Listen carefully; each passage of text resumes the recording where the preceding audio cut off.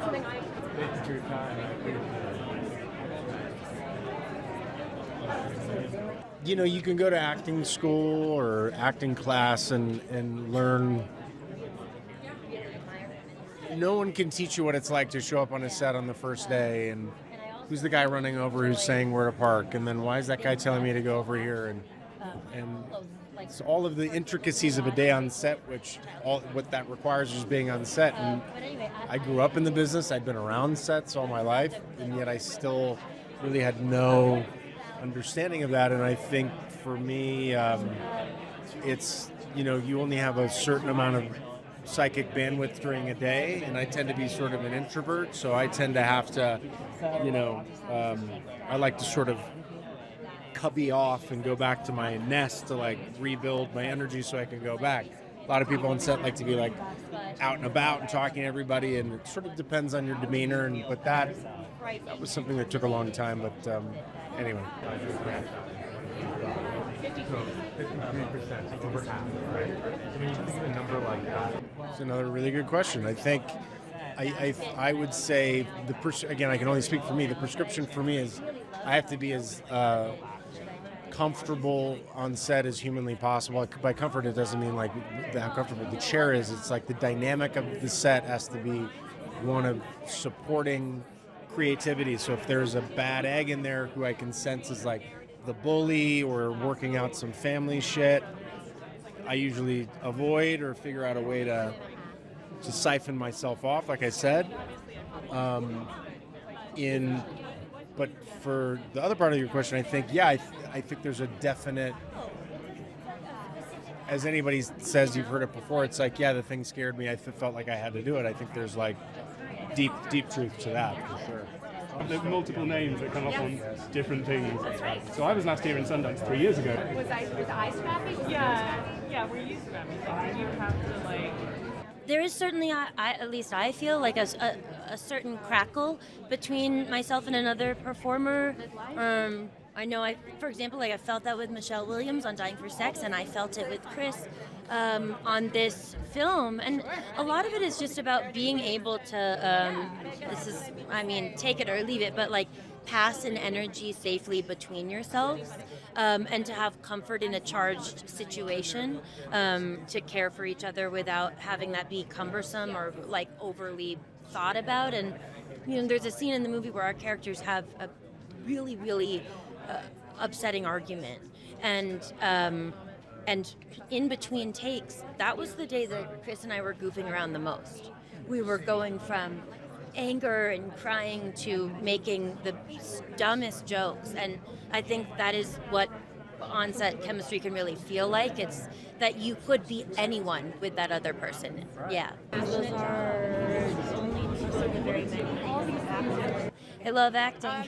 I love it. Like every time I start another take, I'm very aware I have a new chance to do it. It's like if you like swimming, you like going off the diving board, it's just like I get to do another cannonball.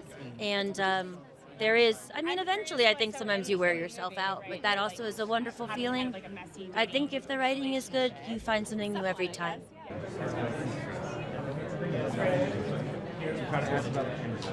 I think good writing makes every actor's job easier because you don't have to lie and try to make something that you don't believe in seem like it is animated and alive when you feel that it's sort of like in its own weird writing purgatory, I guess, to extend that metaphor into nothing, I don't know.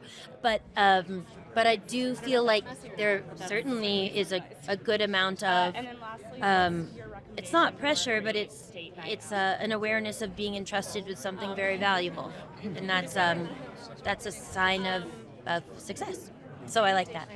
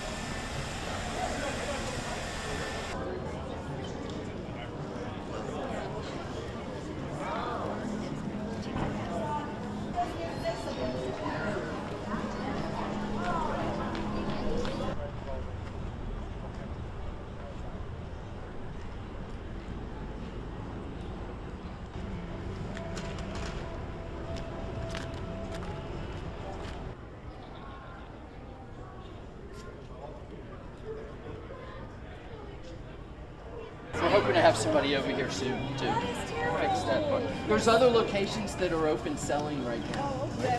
You guys accept credit card? Our credit card machine is not working. So they're free. Not actually. Yeah.